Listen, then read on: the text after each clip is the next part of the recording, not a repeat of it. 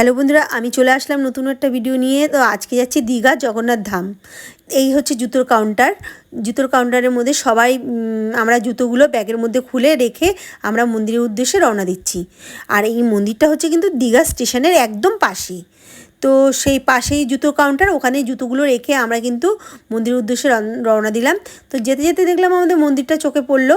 তো মন্দিরে এত সুন্দর, এত বড় এরিয়া নিয়ে মন্দিরটা করেছে।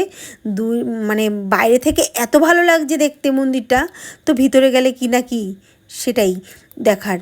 তো আমরা কিন্তু অবশেষে ভিতরে পৌঁছে গেলাম। ভিতরে পৌঁছে গিয়ে এত সুন্দর লাগছে মন্দিরটা, এত সুন্দর সাজানো গুজানো, চতুর্দিকে মনটাকে শান্তি করে দিয়েছে।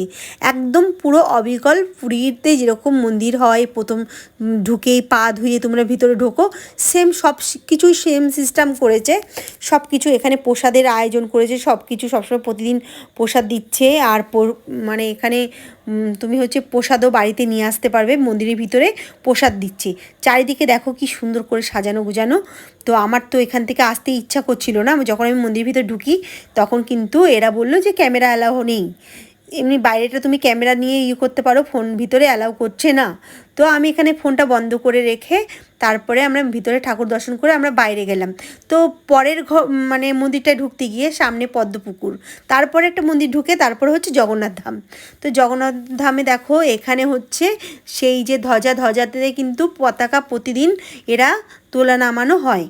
তো প্রতিদিন তুলছে নামাচ্ছে, এটাও এখানে একদম সেম পুরীর মতনই সেম সিস্টেম এখানে করেছে। তো আমার সত্যি খুব ভালো লেগেছে একদম। মানে তোমার এখানে আসলে মনটা শান্তি হয়ে যাবে। তো আমার এই ভিডিওটা তোমাদের কাছে কেমন লাগলো অবশ্যই জানিও। আবার ভিডিওতে দেখা হচ্ছে।